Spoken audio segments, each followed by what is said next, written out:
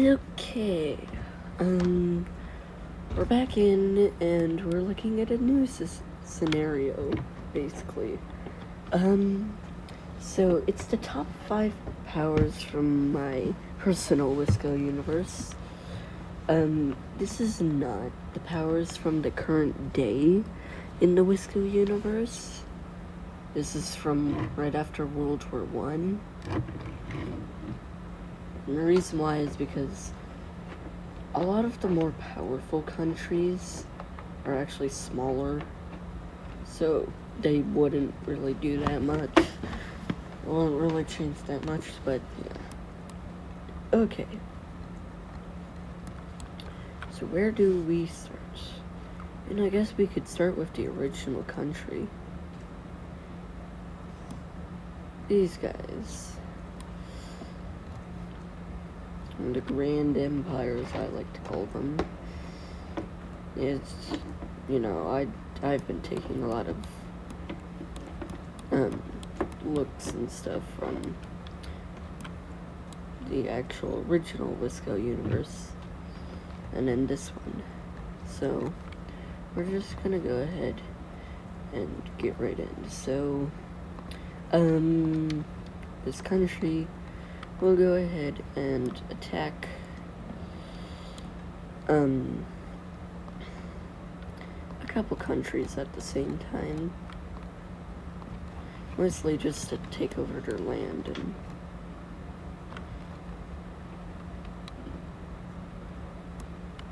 connect themselves up.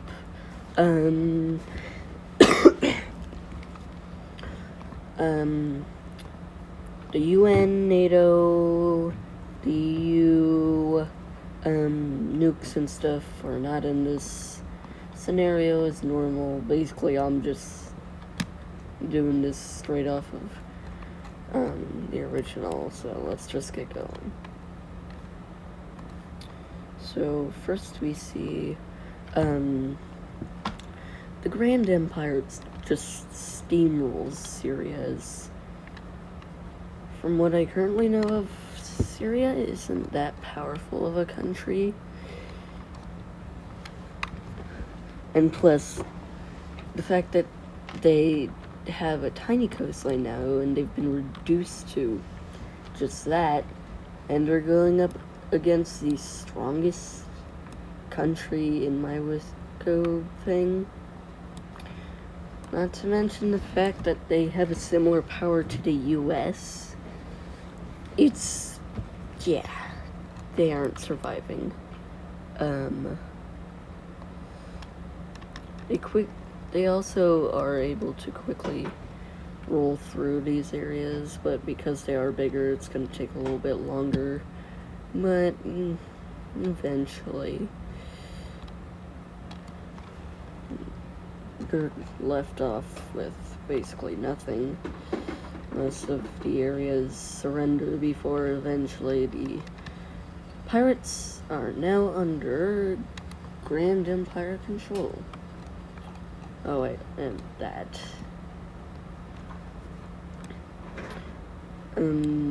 So definitely the hardest one that they're gonna go up against is Iran, because, it's Iran. Iran is a stronger country than most.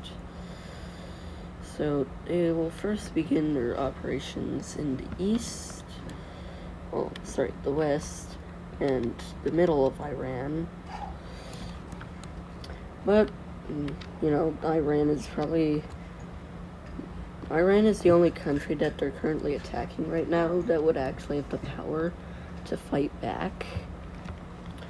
So they do a little bit of invading here and there with their armies, but the Mesopotamians eventually invade through into here through the Persian Gulf, meet up with this area, which allows them to gain that back, where they slowly go ahead and establish communications and trade over there. before eventually, Iran eventually surrenders after, I guess, the capture of the capital. I don't know where it is. Just guessing that their capital was captured somewhere. So, this is the first thing that's going to be happening. So, a simple peace treaty. The Macedonians will be annexing most land that they had managed to gain. And Iran will be a special situation because Iran surrendered before they died, which was a smart choice. And their prizes, near death. Probably, I don't know. Why is that not colored in? There we go, I fixed that. Yeah, so this is right after World War I, so everybody still has their colonies and stuff.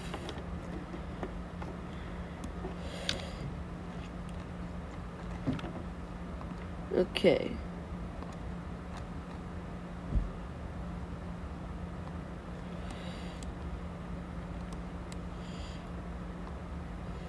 It's basically just gonna be like, here, we're gonna do some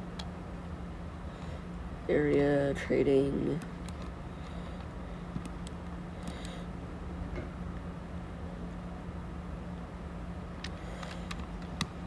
You're gonna get that. We're gonna get this. And so that is what's left of the Iranians. They've definitely lost some major territories, and they've now lost even more. Well, the Mesopotamians have finally gained some pretty old land. Like, let me go ahead and pull up an even older piece of stuff.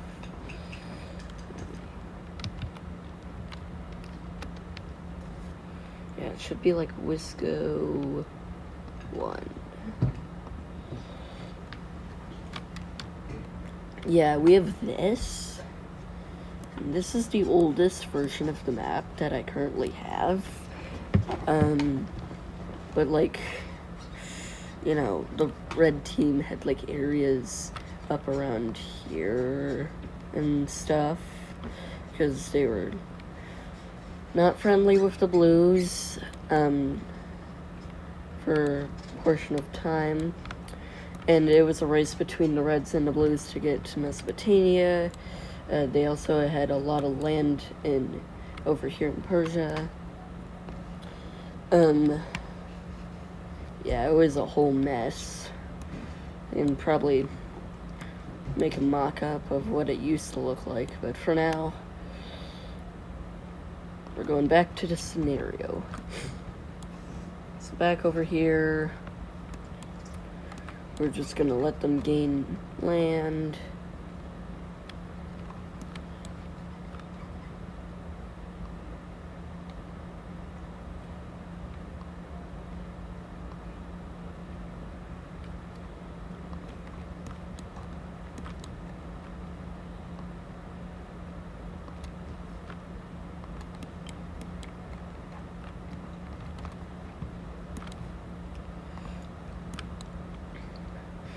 So eventually, they look like that. They just got a whole bunch bigger.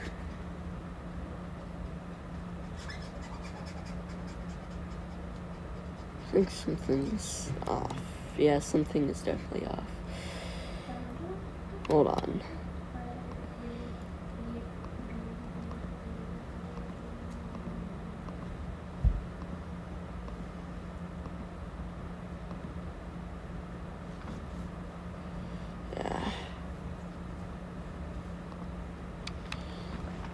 Alright, hold on, I gotta go and fix this. Should be easy enough, just...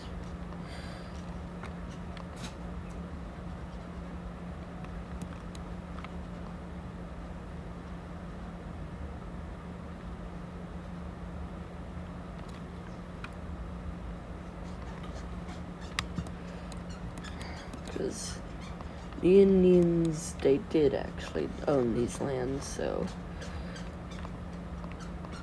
that whole mess down there didn't actually happen.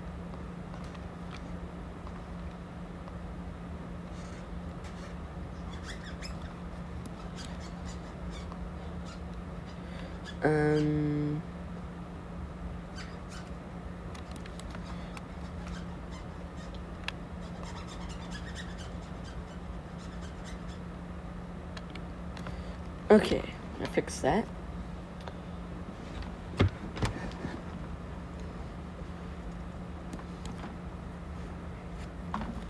Okay, so now we see that Mesopotamians have done some stuff. Next up, let's go ahead and get the Romans down.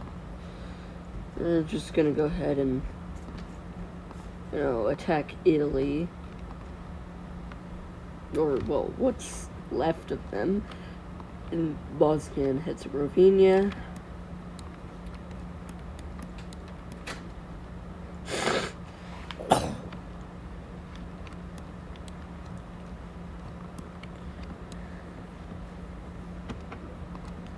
So yeah, it's pretty simple. They just go ahead and invade into these areas and these areas, and yeah, it's pretty simple. They just did their thing and finished it.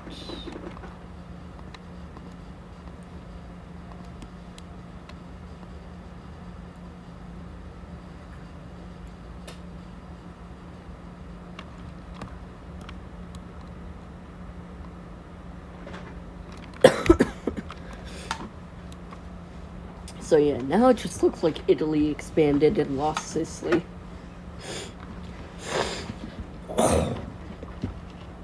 Which is kind of what this is. It's,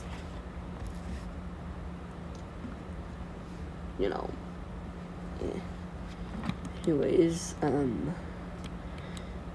so yeah, the Romans have expanded, but now they have another target. This target being Serbia and Montenegro.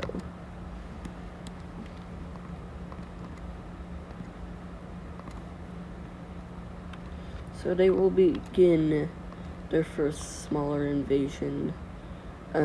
Russia will attempt to help these two, but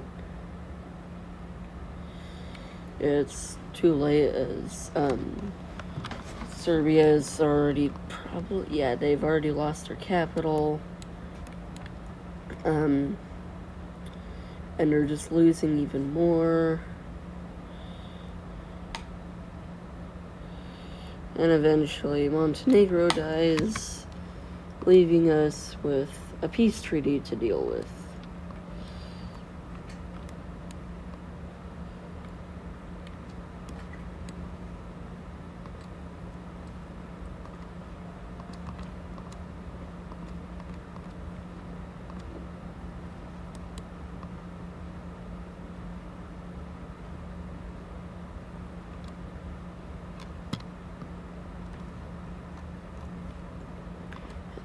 Rest goes to Kosovo, who decides to, oh god.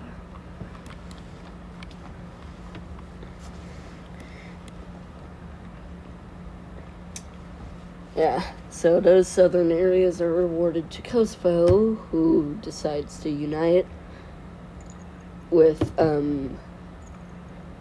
Albania. This kind of creates a buffer state, I guess.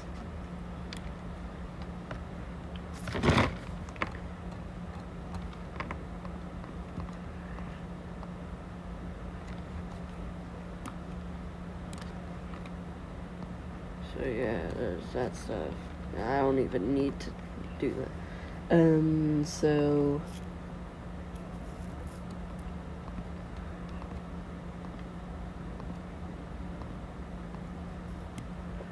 okay, so we see an anti-Roman alliance form.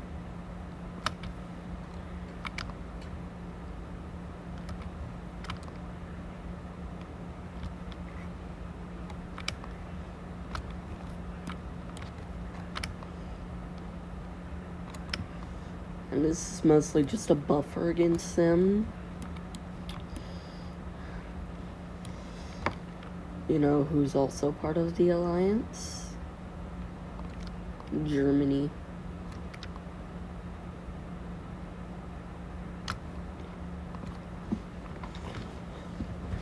And so basically, if the Romans try to attack any of these smaller countries,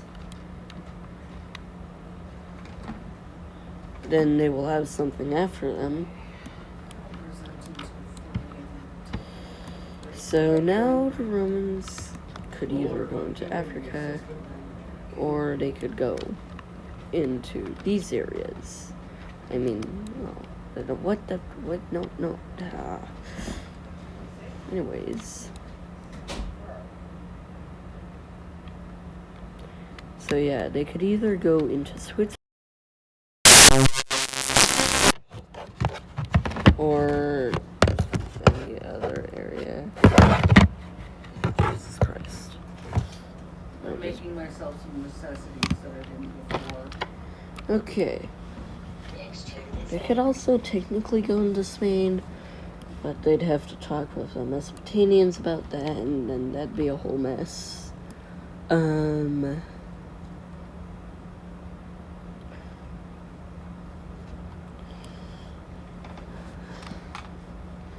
also see a war between the Chinese and the Chinese happening. Who's gonna win, China or China? It's gonna be China. Bullshit, I can get It's gonna be the People's Republic of China.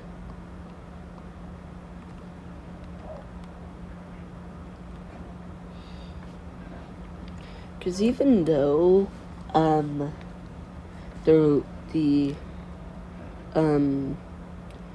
Kingdom of China is the number 4 power, their power is still unrivaled, just so badly. So they just, you know,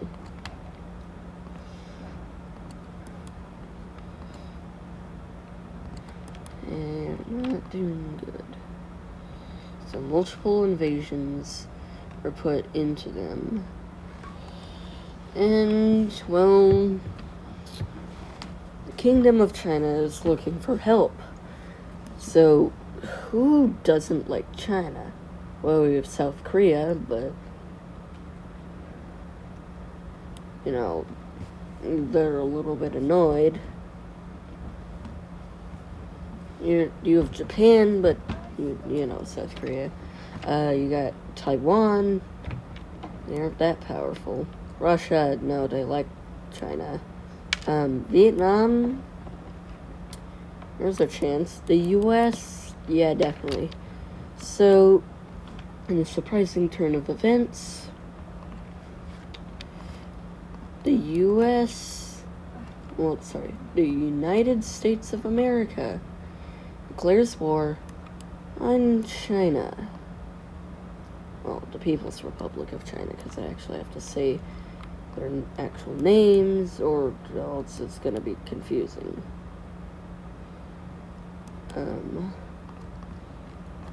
Let's just go ahead and get them quickly colored in.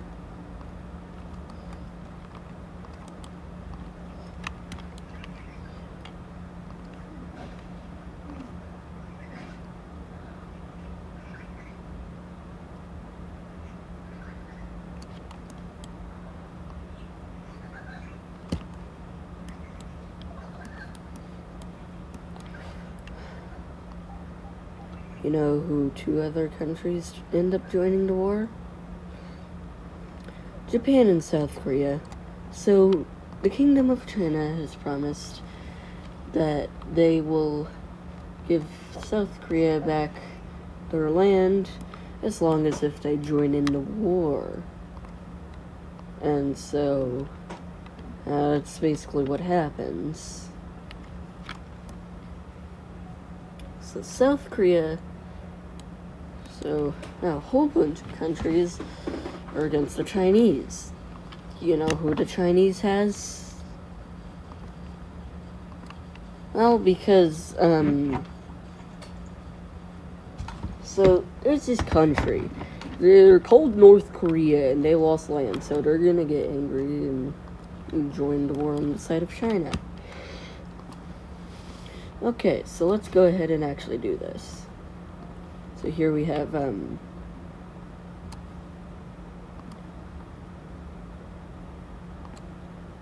Korea getting fucked over. And they quickly get run over as the might of many armies is against them. And you also see a little bit of invasion into here. Even Taiwan decides to join. I don't know, I'm just putting in a whole bunch of random countries and I'm hoping it actually makes sense. But you know who actually has good experience in the South? The Kingdom of China. They've been at war against the Southern Chinese for quite some time. Well, they've never actually liked them. So they quickly captured the area of what their capital would be.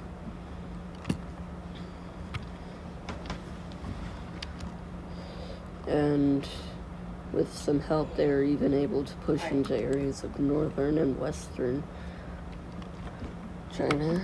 Oh, now I'm just trying to do this. So that happens.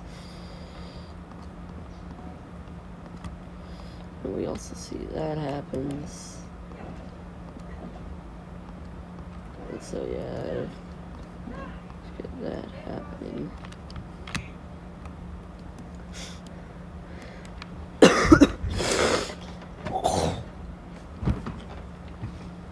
And I'm guessing that America just wanted to join in because this was their chance to weaken China to the point where they couldn't actually go after them anymore.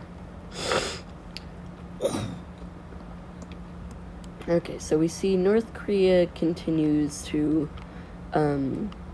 fail till eventually the mountains are reached, but a small crossing of the river is made.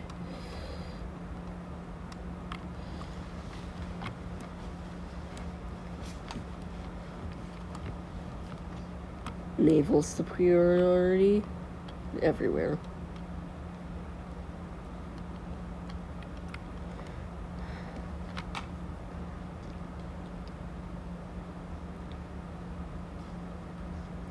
Hold on, let me go and grab something.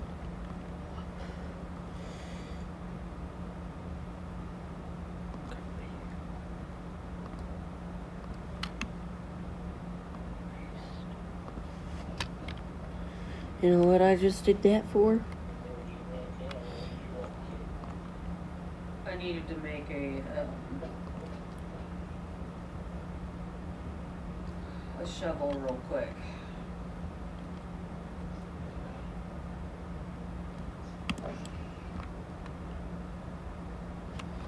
Yeah, this is just basically a naval superiority map. And it just shows how much these countries are helping.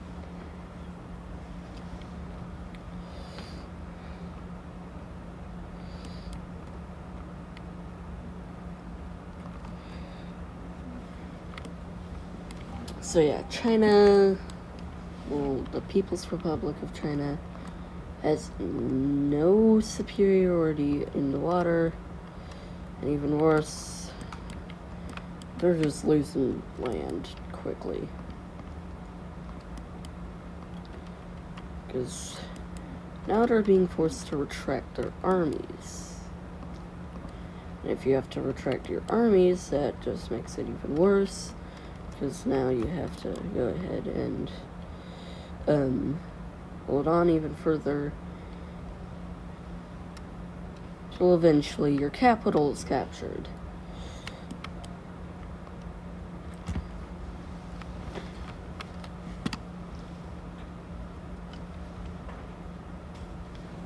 And here we see what a peace treaty will be.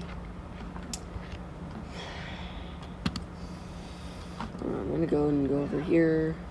The provinces.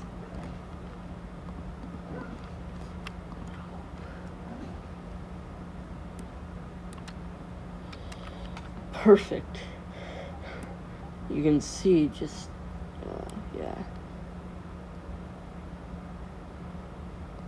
Yeah, I think I'll just go ahead and hand draw this all in.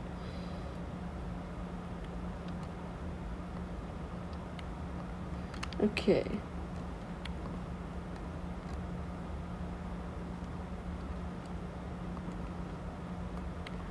So, the People's Republic of China will lose a considerable amount of land. Oh, this.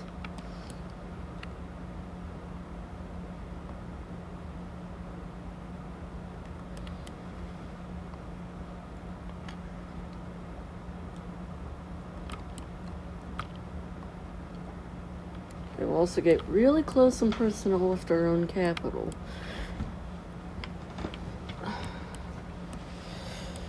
And they kind of just let anybody else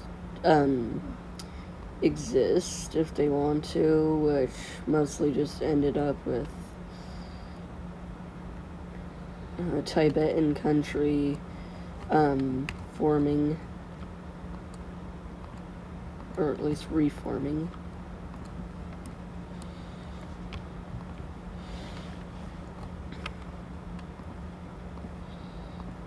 The Koreas are united once more.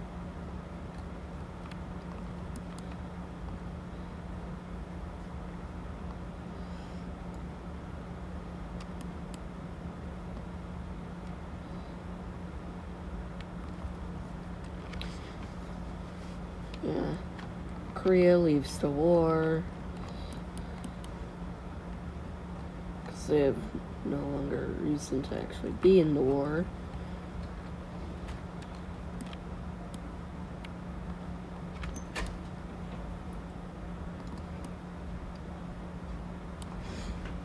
Now, Taiwan, usually in some of these scenarios, would capture a lot of land in these areas. The only problem is now they kind of can't, and they, I don't know, we'll just let them unite. Hope that no more chaos is going to happen. Hope Jevil doesn't come over and goes, chaos, chaos, chaos.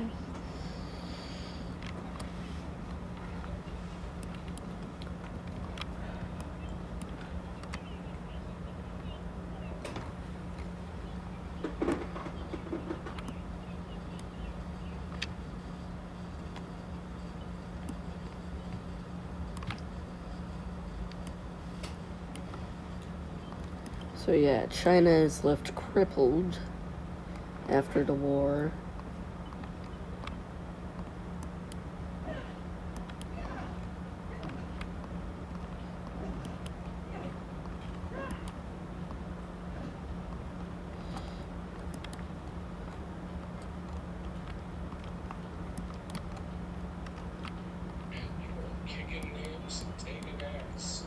Oh, thank you.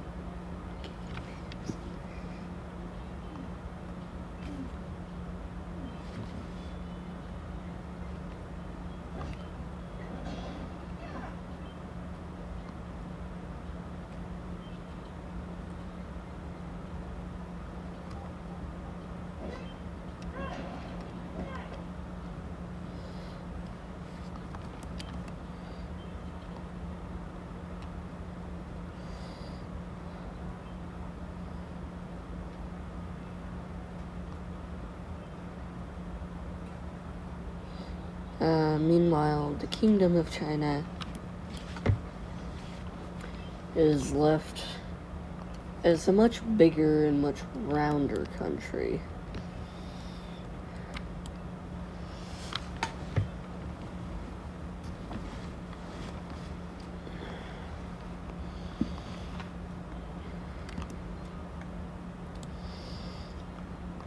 Oh yeah, and the U.S. also ends up leaving the war. The U.S., the whole point of them joining wasn't to gain land, more of it was to just cripple China beyond belief. So yeah, China's pretty close to losing their own capital.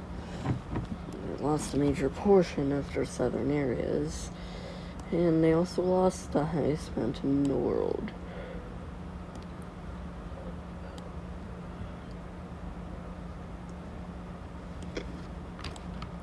So yeah, and that's basically what the scenario is. Just a mess of countries.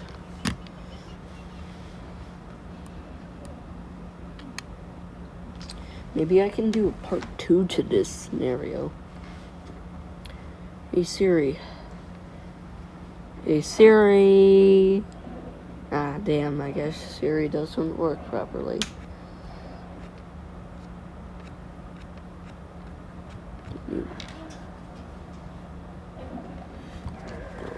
One, two.